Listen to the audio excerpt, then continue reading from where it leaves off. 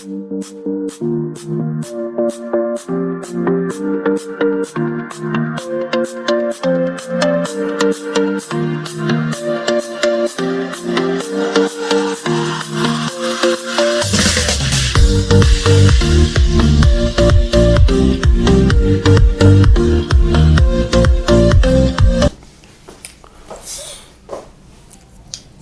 Friends, मंथन coaching classes के YouTube channel पर आपका हार्दिक स्वागत है। आज हम अपने परसेंटेज के नेक्स्ट पार्ट को आगे बढ़ा रहे हैं और यह है हमारा आज का क्वेश्चन। गाइस, क्वेश्चन है, एक व्यक्ति अपनी आय का 87.1/2% खर्च करता है। यदि उसकी आय 11.1/9% बढ़ जाती है और व्यय 14.2/7% बढ़ जाता है, तो अब बचत प्रतिशत ज्ञात करें।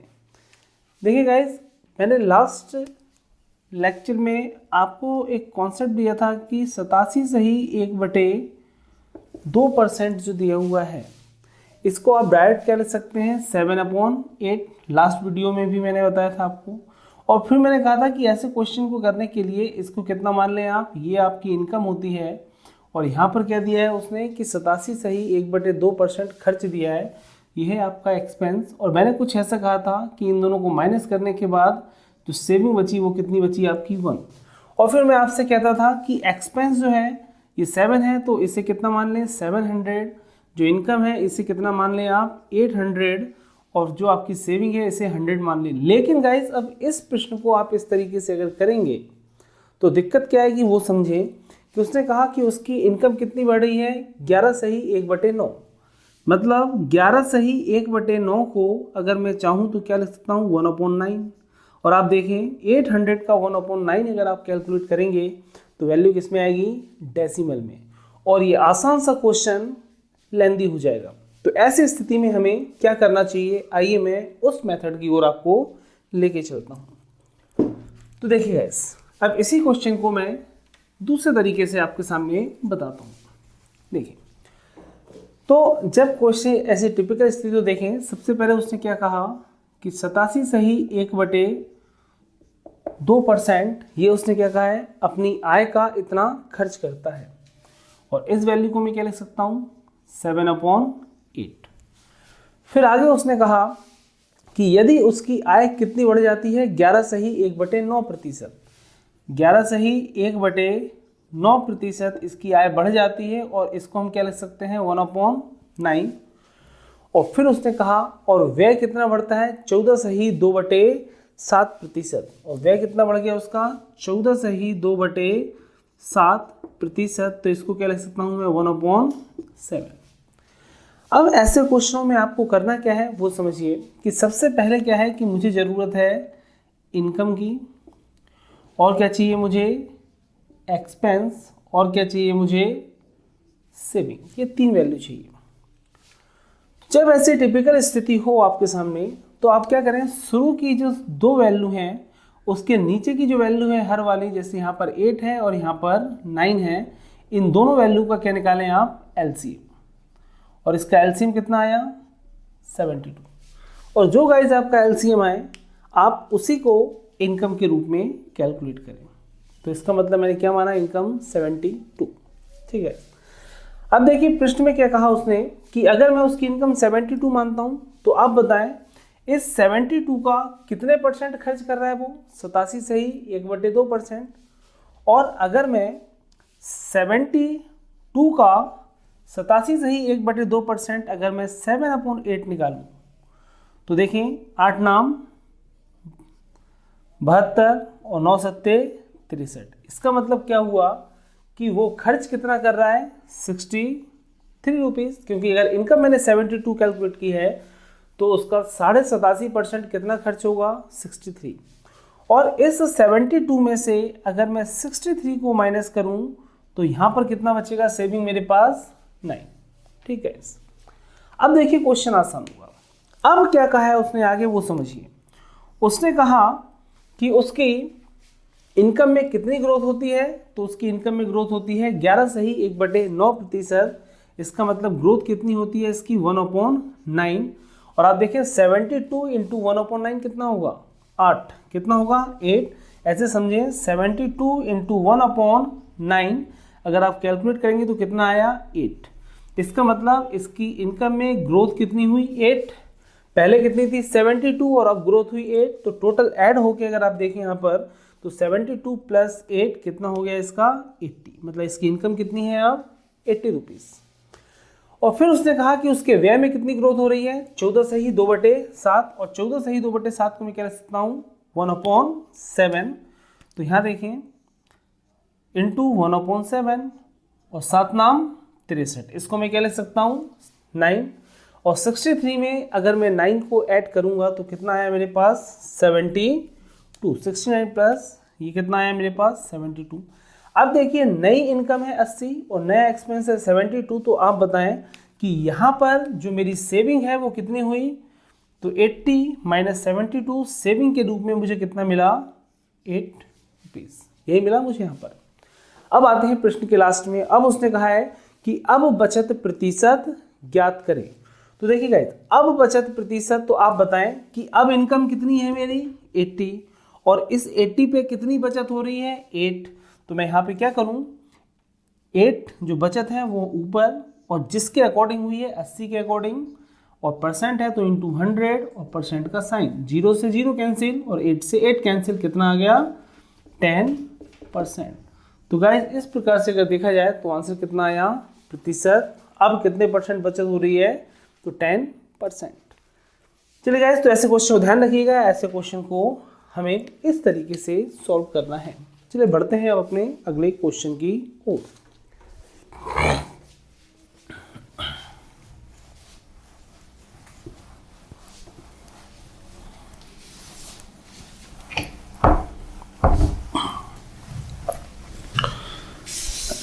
चलिए अब अगला क्वेश्चन, नेक्स्ट क्वेश्चन। रोहन की बचत रोहित से 12.5% अधिक है। किसकी बचत, रोहन की बचत रोहित से 12.5% अधिक है। रोहित का खर्च उसकी बचत का 62% अधिक है। रोहन का खर्च रोहित से कितना है दुगना है। रोहन और रोहित के बीच का अंतर ज्ञात करें यदि उनकी आय का अंतर कितना दिया है 4200। अब देखिए गाइस क्वेश्चन पढ़ने में लेंदी लगता है लेकिन बहुत ही आसान है। अब देखिए किस तरीके से, सबसे पहली लाइन पढ़ते हैं हम। रोहन की बचत रोहित की बचत से कितनी है 12.5%। किसकी, रोहन की बचत रोहित से अधिक है।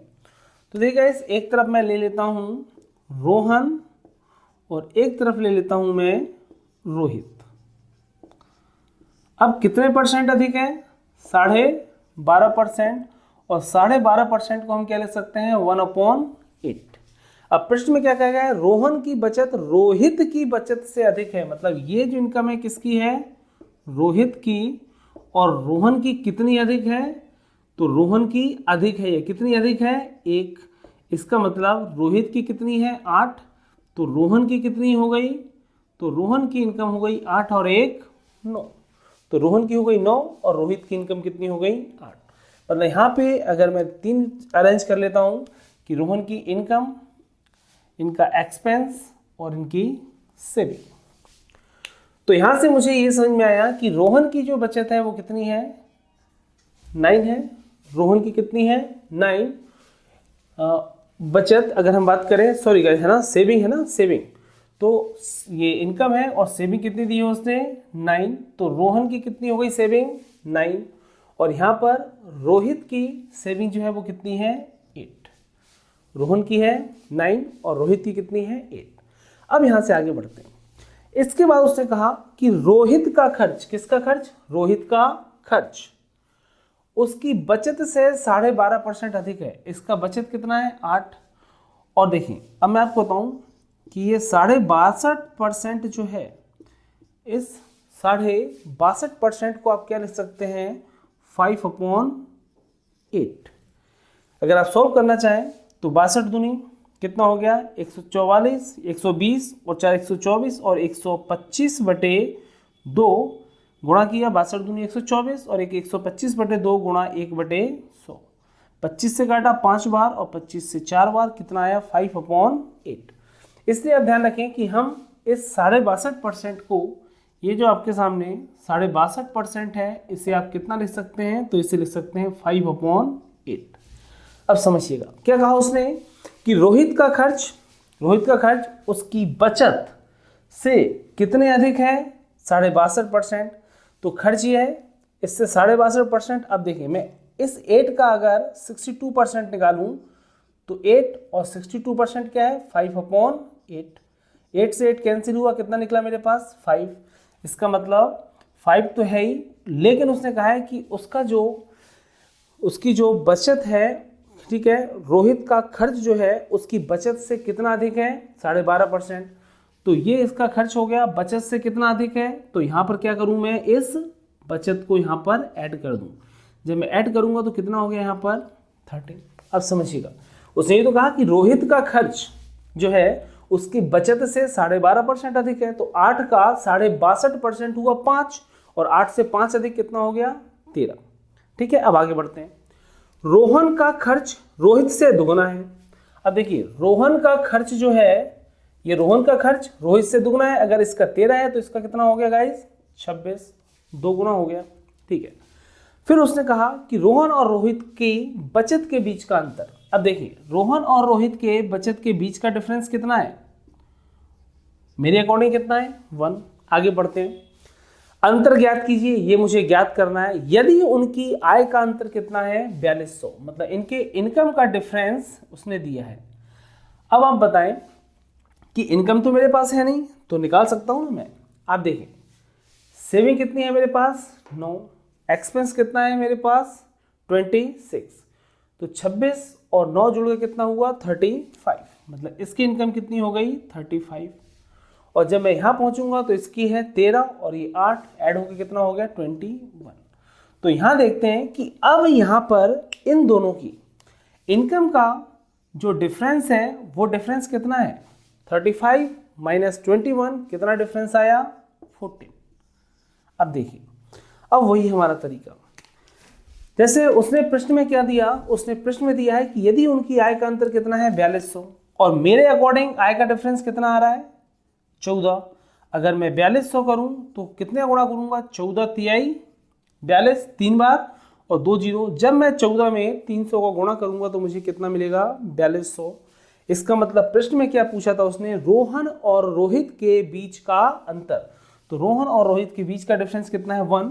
जब यहाँ 300 का मल्टीप्लाई किया तो यहाँ भी किसका मल्टीप्लाई करूंगा 300 का, और इस तरीके से मेरे पास जो आंसर आया वो कितना आया 300।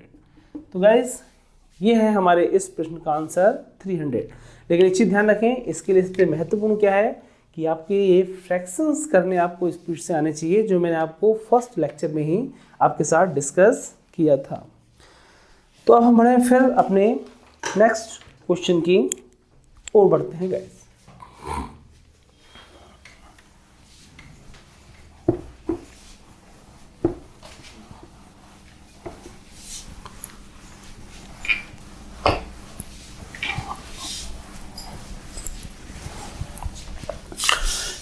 चले गए, एक व्यक्ति अपनी आय का 75% खर्च करता है।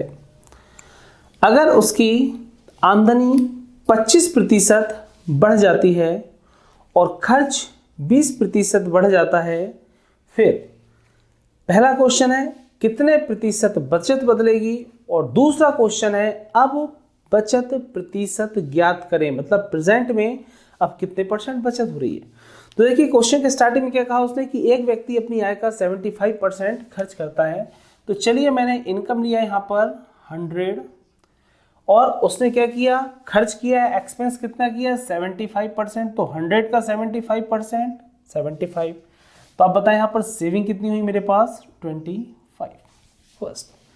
आगे उसने कहा यदि उसकी आमदनी 25% बढ़ जाती है, मतलब इनकी इनकम कितने प्लस होगी, तो प्लस 25%। और आप जानते हैं कि 100 का 25% कितना होगा 25, और जब 100 में मैं 25 ऐड करूंगा तो कितना है मेरे पास 125। तो यहाँ पर अगर मैं देखूँ तो अब उसकी प्रेजेंट में इनकम कितनी हो गई 125। फिर उसने कहा और खर्च 20% बढ़ जाता है। एक्सपेंस कितना है अभी 25 है और इस 25 का कितना इंक्रीज होता है तो 20%। अब देखिए 25 का 10% कितना होगा, 25 का अगर 20% है तो देखिए अगर आप इसको निकालना चाहें तो 25 इंटू 20%, यही होगा ना। 20% को आप 1/5 लिख सकते हैं और कितनी इंक्रीज हुई 5, यही हुआ इसका 25% कितना इंक्रीज हुआ 5। तो यहाँ पर अगर देखें पहले सेविंग थी और उसने क्या कहा कि उसके किसमें आमदनी 25% बढ़ जाती है, मैंने बढ़ा दिया। फिर उसने कहा कि खर्च में कितनी वृद्धि होती है 20%। तो गाइस मेरे पास ये तो सेविंग है, खर्च क्या हुआ, ये खर्च में वृद्धि हुई है, तो ये क्या है मेरा खर्च में कितनी वृद्धि हुई है +20%। देखिए 20% की अगर मैं बात करूं तो 20% अगर मैं देखूं तो 75 का 10% कितना हुआ 7.5 और 20% कितना होगा इसका तो 15। अगर मैं इस 15 को इसमें ऐड करूं तो कितना हो गया टोटल मेरे पास 75 और 15 मेरे पास हो गया 90। कितना हो गया मेरे पास 90। अब यहाँ देखें कि अब नई इनकम कितनी है 125 और नया खर्च कितना है 90। तो अब आप बताएं कि यहाँ पर जो सेविंग हुई कितनी हुई 125 में से अगर आप 90 माइनस करते हैं तो यहाँ कितना बचा आपके पास 35। गाइस ये तो इतनी बात थी। अब आते हैं क्वेश्चन के फर्स्ट पार्ट पे, कितने प्रतिशत बचत बदलेगी। तो देखिए पहले बचत कितना कर रहा था वो 25 और अब बचत कितना कर रहा है 35, मतलब एक्स्ट्रा कितना बचाया उसने 10। तो फर्स्ट क्वेश्चन का आंसर देखें गाइस, जो बचत हुई है किसके अकॉर्डिंग 25 के अकॉर्डिंग, और कितनी बचत हुई है 10 हुई है। परसेंट का मामला है तो इंटू 100 और परसेंट का साइन, 25 चौक 100 और ये हो गया 40%। तो गाइज यहाँ पर पहले प्रश्न का आंसर हो गया 40%। सेकंड क्वेश्चन मुझसे कहा है कि अब बचत प्रतिशत ज्ञात करें, मतलब अब कितनी बचत हो रही है। तो आप देखो अभी इनकम कितनी है 125 और बचत कितनी है 35।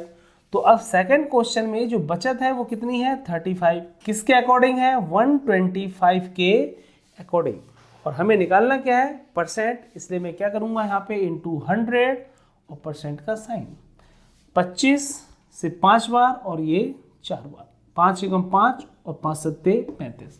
तो यहाँ मैं देखा तो 7 चौक 28%। तो गाइज ये मेरे फर्स्ट क्वेश्चन का आंसर और ये है मेरे सेकंड क्वेश्चन का आंसर। चलिए गाइज अब नेक्स्ट क्वेश्चन की ओर।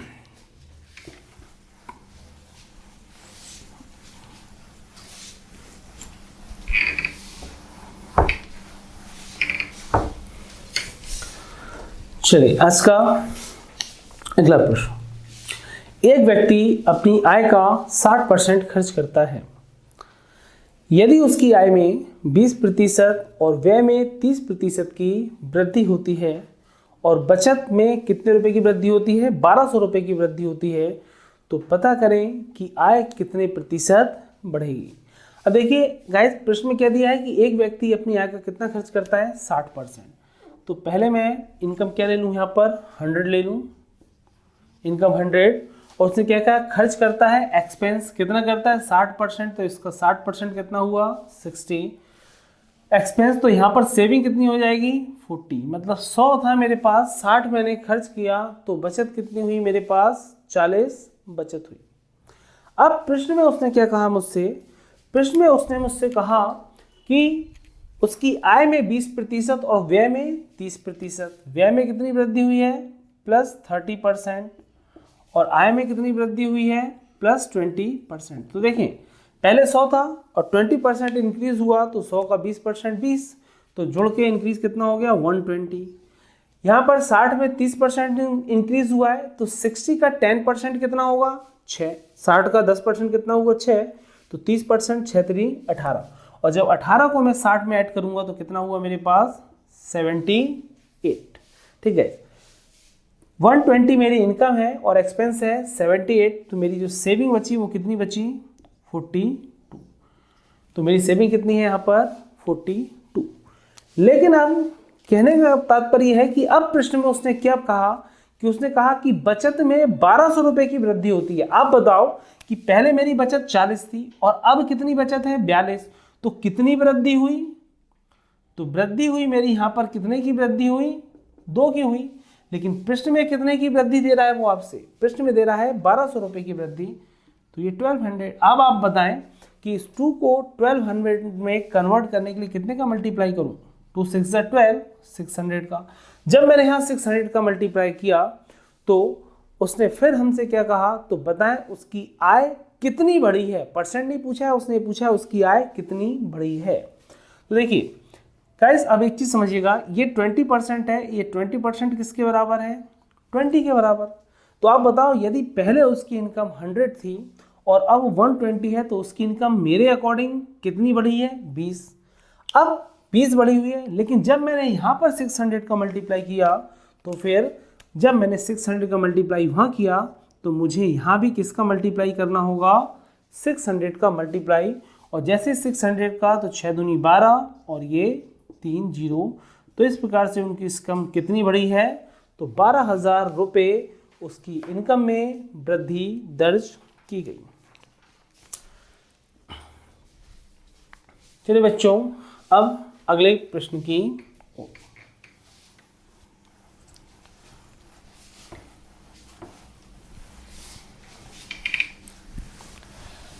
चलिए आज का नेक्स्ट क्वेश्चन। एक व्यक्ति अपनी आय का 11.1/9% बचाता है। 11.1/9% बचाता है। देखिए तो इस 11.1/9% को हम कितना लिख सकते हैं? 1/9। तो ये क्या हो गई? आय। और ये क्या होगा? इसकी बचत। इसका मतलब इसका जो व्यय है वो व्यय कितना आ गया? 8। यही हुआ ना? व्यय कितना आ गया उसका? 8। चलिए तो यहाँ पर ये है उसकी आय, इनकम, ये है उसका व्यय, एक्सपेंस, और ये है उसकी बचत। उसकी आय है 9, व्यय है 8 और बचत है 1। अब उसने कहा यदि उसकी आय में 33.1/3% की वृद्धि। अब देखिए गाइस, 33.1/3% को आप 1/3 ले सकते हैं। और उसने क्या कहा है कि उसकी आय में 33.1/3 की वृद्धि हो रही है। तो आप देखें इसका 1/3 निकालेंगे और 9 का 1/3 कितना हुआ? 3। इसका मतलब पहले उसकी इनकम 9 थी और जब 33.1/3% की वृद्धि हुई तो इसका मतलब 3 की ग्रोथ हो गई। तो 9 में 3 को ऐड किया तो टोटल इनकम कितनी हो गई उसकी? 12। और व्यय में 12.5% की वृद्धि होती है। और आपको ये भी मालूम है कि 12.5% को मैं क्या लिख सकता हूँ? 1/8। ये भी आपको मालूम है। तो फिर यहाँ पर किसकी ग्रोथ की गई? इंटू 1/8। और 8 का 1/8 गाइस कितना होगा? 1। इसका मतलब टोटल कितना हो गया? 8 + 1 कितना हुआ? 9। तो यहाँ देखें इनकम है 12, व्यय है 9, तो यहाँ पर सेविंग जो हुई वो कितनी हुई मेरे पास? 3। अब प्रश्न में फिर देखें, उसने कहा और बचत में 600 रुपए की वृद्धि होती है। बचत में कितने की वृद्धि होती है? 600 रुपए की। आप देखो पहले मेरी बचत थी 1, बाद में है 3, तो मेरे अकॉर्डिंग कितनी वृद्धि हुई? 2 की वृद्धि। लेकिन प्रश्न में मेरा कितना है? 2 यूनिट, और प्रश्न में कितना दे रहा है? 600। तो आप बताएं इस 200 को 600 में कन्वर्ट करने के लिए मुझे कितने का मल्टीप्लाई करना पड़ा? 300 का। फिर उसने क्या कहा कि उसकी प्रारंभिक आय ज्ञात करें। अब देखें प्रारंभिक आय क्या है गाइस? प्रारंभिक आय तो यही है ना मेरे पास 9, और ये बात की इनकम है, ये प्रारंभिक है। जब मैंने वहां 300 का मल्टीप्लाई किया तो प्रारंभिक इनकम, इनिशियल जो इनकम है मेरी वो तो यही है। तो इसमें भी आके मैं किसका मल्टीप्लाई करूंगा? इंटू 300। तो 9 × 3 कितना हुआ? 27। आंसर आया 2700 रुपीज। तो गाइस ये इसका आंसर है ना, ध्यान रखिए 2700। चलिए अब अपने नेक्स्ट प्रश्न की ओर।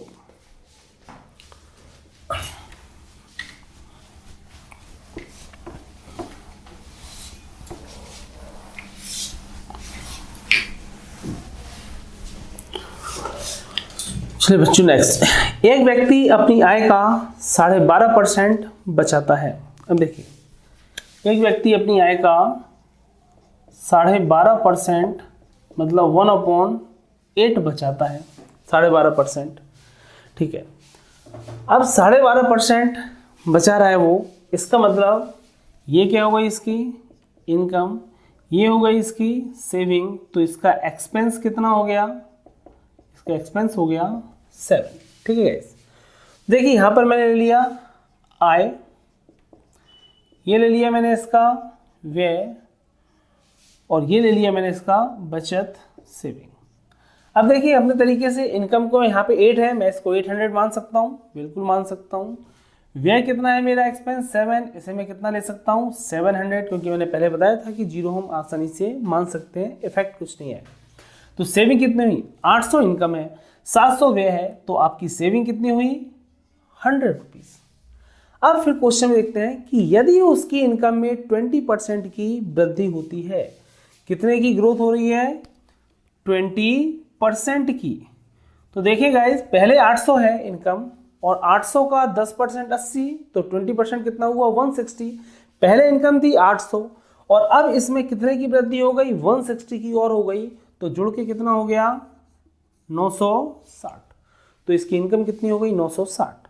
फिर उसने कहा और व्यय में 14 सही 2/7 की, व्यय में कितनी 14 सही 2/7%, और आप जानते हैं इसे आप क्या ले सकते हैं 1/7। तो इसके व्यय में कितनी वृद्धि हुई, इसके में व्यय में वृद्धि हुई, तो देखिए 14 सही 2/7 को मैं आसानी से कैसे ले सकता हूँ 1/7। इसका मतलब पहले मेरा व्यय 700 था और इस व्यय में कितनी वृद्धि हुई, तो 700 का 1/7। तो 7 आप देखें यहाँ पर 700 का 1/7 कितना हुआ 100, मतलब मेरी इनकम कितनी बढ़, सॉरी जो मेरा व्यय है वो कितना बढ़ गया 100। पहले व्यय कितना था 700 प्लस 100 मेरा जो व्यय है वो निकल के कितना आया अब 800 रुपीज़। मतलब यहाँ पर मेरी जो इनकम है वो 960 है और मेरा जो व्यय है वो 800 है। तो आप बताएं मेरी यहाँ पर बचत क्या होगी, 960 में से 800 माइनस किया तो कितनी बचत हुई 160।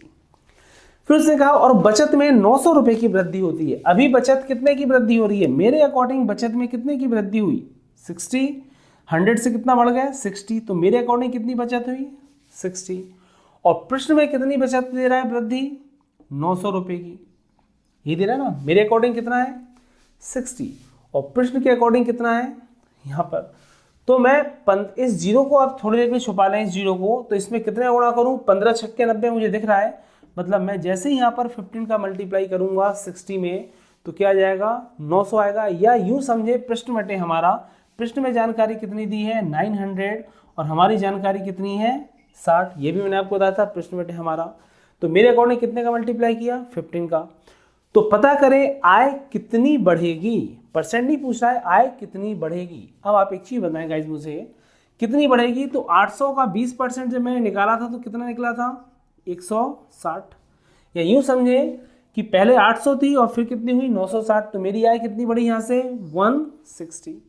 मेरे अकॉर्डिंग 160 बढ़ी है, तो इससे मैं यहाँ पे किसका मल्टीप्लाई करूँ 160। या यूं कह लूँ कि जब मैंने यहाँ 15 का मल्टीप्लाई किया तो इसका मतलब मुझे इसमें भी कितने का मल्टीप्लाई करना होगा 15 का। मतलब जैसे ही मैं 15 का मल्टीप्लाई करूँगा तो देखें आंसर कितना आएगा। अगर मैं करूँ यहाँ पर 16 में तो 0 और ये आ जाएगा मेरे पास 2400 रुपये। तो इसका मतलब उसकी आय में जो ग्रोथ हुई है वो कितनी हुई है, तो आय उसकी बढ़ी है 2400 रुपये और यही है आपका आंसर।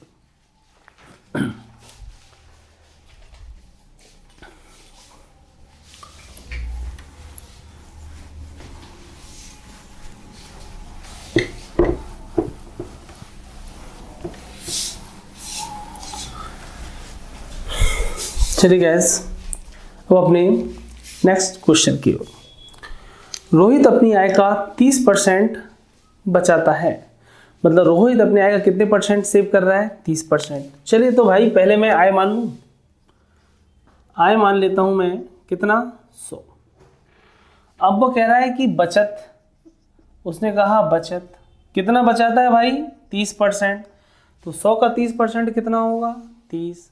तो आप ये बताओ कि फिर उसका खर्च कितना होगा। जब आय 100 है, बचत 30 है, तो फिर खर्च कितना होगा भैया मेरे 70, यही होगा ना 70। अब प्रश्न में देखते हैं, यदि उसका खर्च कितना बढ़ता है 40%, खर्च बढ़ रहा है 40% प्लस 40, तो आप देखो 70 का 10% कितना हुआ 7, तो 40% कितना होगा 7 चौक 28, मतलब 70 पे कितनी वृद्धि हुई 28 की वृद्धि हुई। और 70 में जैसे ही आप 28 को ऐड करेंगे तो कितना आएगा 98, पहली बार। फिर उसने कहा लेकिन बचत में 33.5% की वृद्धि होती है। बचत क्या है ये, और ये आपको मालूम है कि 33 सही 1/3% जो है गाइस, इसको आप क्या लिख सकते हैं 1/3, इतनी वृद्धि हुई है। तो 30 का 1/3 कितना हुआ, 30 का 1/3 कितना हुआ 10 हुआ। 30 का 1/3 कितना हुआ 10। इसका मतलब पहले कितना था मेरे बचत 30, और उस पर कितने की वृद्धि और हो गई 10 की वृद्धि, तो टोटल कितनी हो गई मेरी बचत 40। ठीक है, अब यहां देखें कि मेरे पास खर्च है 98, बचत है 40, तो टोटल ऐड करूंगा तो कितना है मेरे पास 9 और 4 13, तो मेरी इनकम कितनी मिली मुझे 138।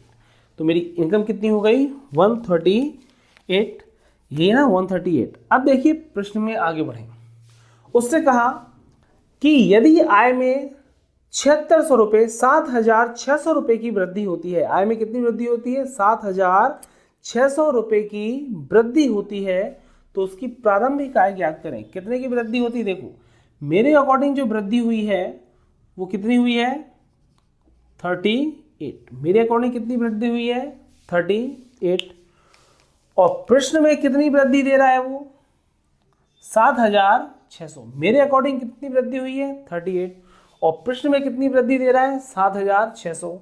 तो आप बताओ इस 38 को 7600 में चेंज करने के लिए मुझे कितने का मल्टीप्लाई, तो 30 अलग ही दिख रहा है कि 38 दूनी 76 और 200 का गुणा किया, तो मैंने यहाँ 200 गुणा किया। अब प्रश्न में क्या पूछा उसने, तो उसने मुझसे प्रश्न ये पूछा कि उसकी प्रारंभिक आय ज्ञात करें। अब आप बताओ इसकी प्रारंभिक आय क्या है, ये तो फाइनल इनकम है और ये है इनिशियल इनकम, मतलब प्रारंभिक आय क्या है इसकी 100। तो यहाँ भी किसका मल्टीप्लाई करूँ मैं, यहाँ भी मैं किसका मल्टीप्लाई कर दूँ 200 का, क्योंकि यहाँ 200 का मल्टीप्लाई, तो यहाँ भी किसका करूँ 200 का, और 200 × 100 ये आ गया मेरे पास वैल्यू, मतलब टोटल कितना हो गया, तो उसकी प्रारंभिक इनकम जो है वो कितनी निकल के आ गई 20,000। चलिए अब बढ़ते हैं अपने अगले प्रश्न की ओर।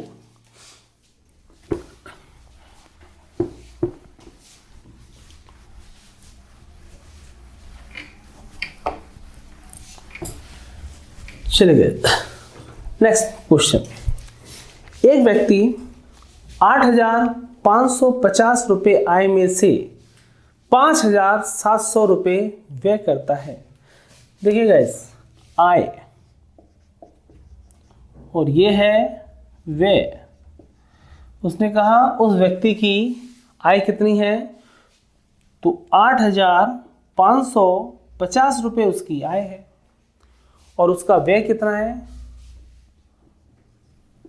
5700, यही है।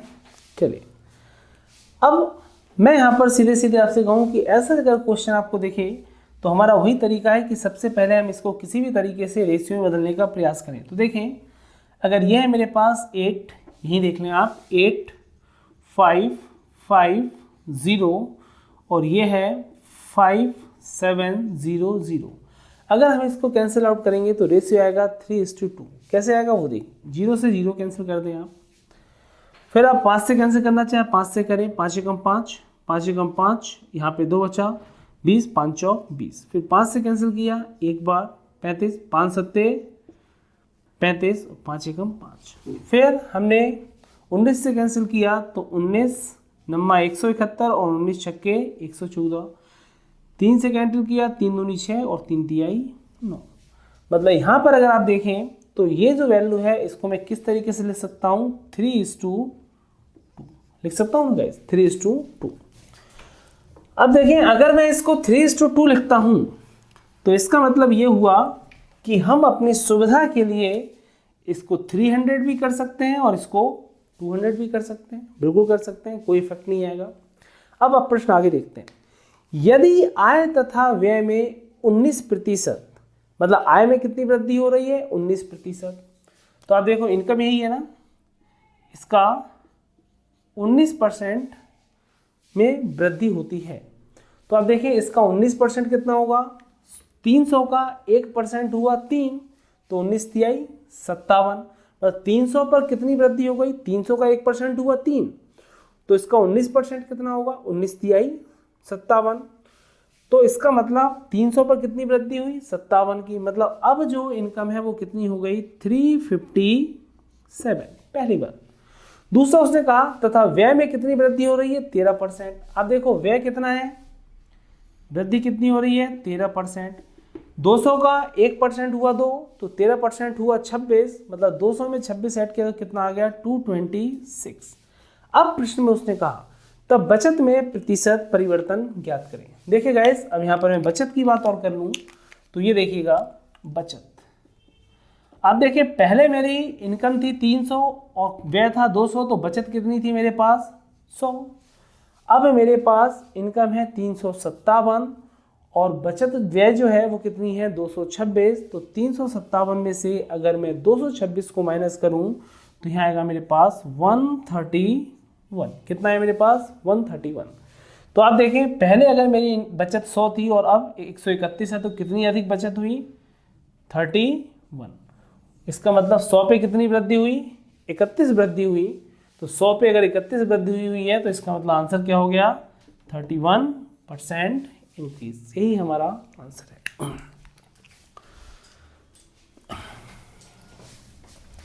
गाइस, अब नेक्स्ट प्रश्न पे बढ़ते हैं। चलिए, एक व्यक्ति 13,500 रुपये आय में से 9,000 रुपये व्यय करता है।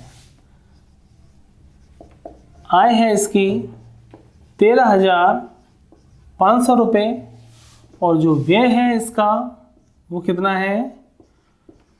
9,000 रुपये।